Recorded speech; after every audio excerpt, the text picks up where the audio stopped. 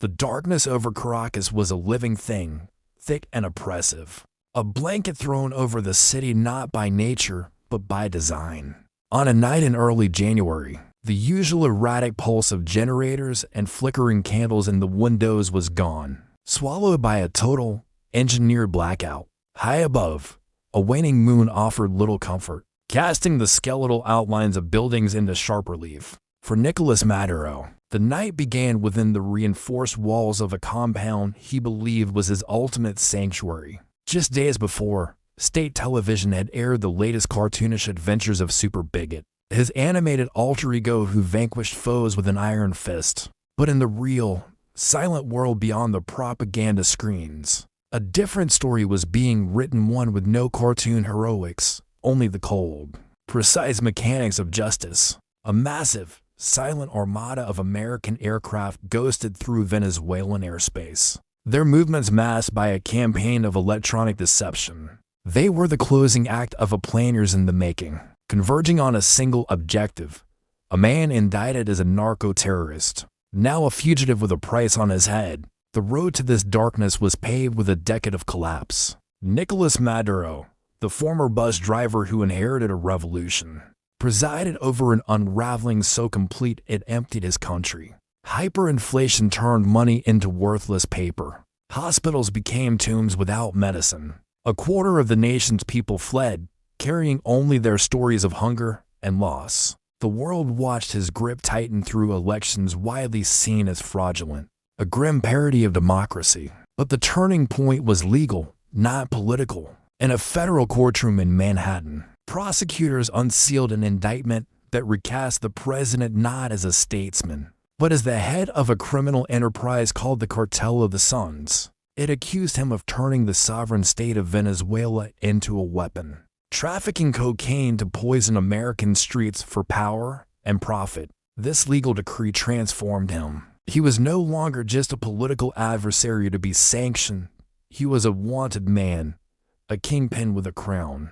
For the silent professionals of the unit known as Delta Force, this was the pinnacle of their dark craft. Their history was written in classified after-action reports, their legacy the capture of dictators and the elimination of terrorists. Their last operation of the scale was in another era, in Panama. Now, they were tasked with the near impossible, piercing the heart of a capital city, breaching the inner sanctum of a paranoid leader surrounded by a Praetorian guard, and taking him alive. The planning was a monument to patience and obsession. In the shadows, intelligence assets compiled a mosaic of his life, his routines, his safe houses, his fears. They knew where he would be. Meanwhile, on a secluded training ground, assaulters moved through a perfect, full-scale replica of his Caracas compound.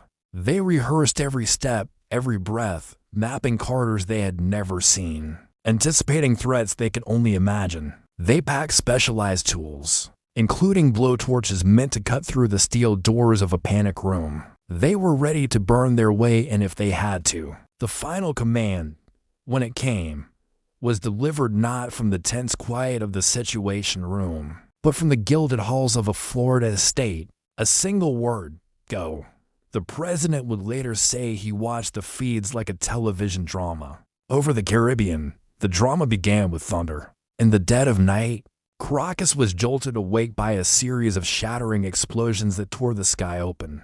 Fire plumed from the runways of the Generalissimo Francisco de Miranda Air Base and the tarmac of La Carlota. The port of La Guaira lit up in a sequence of blinding flashes. This was not an invasion in the traditional sense.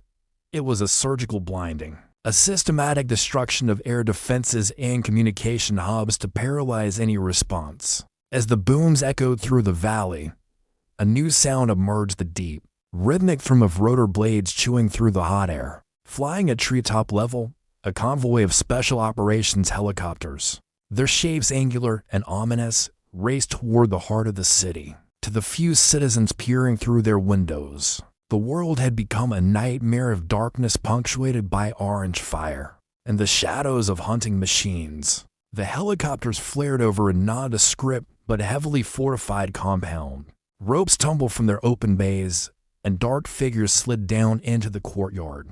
Immediately, the night erupted in the staccato crackle of automatic weapons fire. Maduro's personal guard, trained and advised by foreign security details, fought back with desperate ferocity. Rounds pinged off the concrete and tore into one of the hovering aircraft, peppering its skin. But the pilot held it steady, a vibrating platform of escape. On the ground, the Delta operators moved with a terrifying, coordinated violence. They breached outer walls, cleared rooms with control bursts, and flowed toward the inner chamber like water finding cracks in stone. Inside, the scene was one of chaotic panic. Maduro and his wife were reportedly dragged from their bedroom. In a final, futile scramble, the president lunged for the safety of a hidden steel room, his ultimate refuge. He never reached it. He was, in the crude words of the American president later, bum-rushed so fast that the blowtorches remained unused.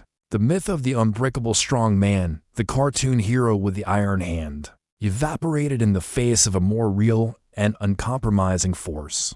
Within minutes, the most wanted head of state in the Western Hemisphere was in flex cuffs, a black hood over his head, being hauled back toward the thrumming helicopters. The flight to the coast was the most vulnerable leg of the journey. The damaged aircraft carrying its priceless, surreal cargo low over the waking city. They broke over the water, heading for the looming silhouette of a warship, the USS Iwo Jima, that had been waiting off the coast as part of a months-long naval demonstration. It was on the deck of this gray fortress that the defining image was captured.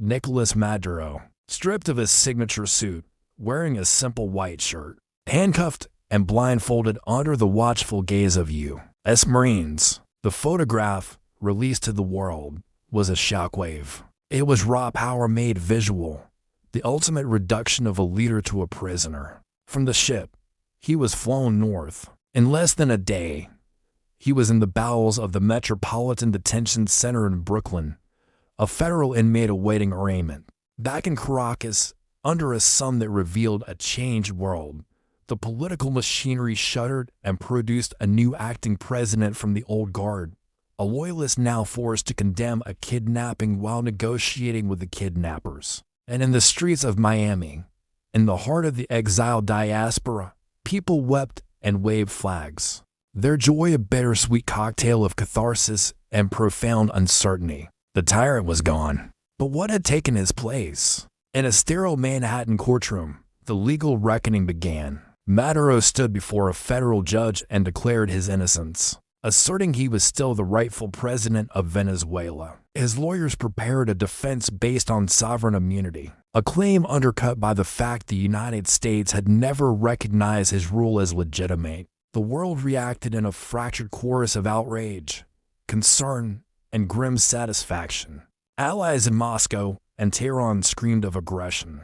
Partners in Europe nervously cited international law. In Washington, the partisan battle lines flashed into existence instantly, with one side celebrating a decisive victory for justice and the other decrying a dangerous, unconstitutional coup. The Secretary of State offered a novel framing. This was not an act of war, but a grand law enforcement operation apprehending a fugitive who happened to run a country. Legal scholars debated the precedent, noting that international law has no clear chapter for invading a nation to arrest its leader. The most unsettling questions, however, were about the morning after. The American president spoke of running the country, of nursing it back to health with American companies, of being repaid in oil. It was a vision of indefinite stewardship, a potential quagmire wrapped in the language of charity. The Venezuelan military, that key pillar of the state, now loomed as the great unknown. Would it stand down, fracture, or fight back from the shadows? The capture was a masterpiece of tactical execution, a feat that changed the geopolitical board in a matter of hours. But it also proved that removing a single man, no matter how powerful, is the easy part. The void he leaves behind is a chaos of its own, a labyrinth where the promise of justice meets the peril of the unknown. A myth died not with a war, but with a quiet click of handcuffs and a dark room, leaving the world to wonder what brutal truth would be born in its place.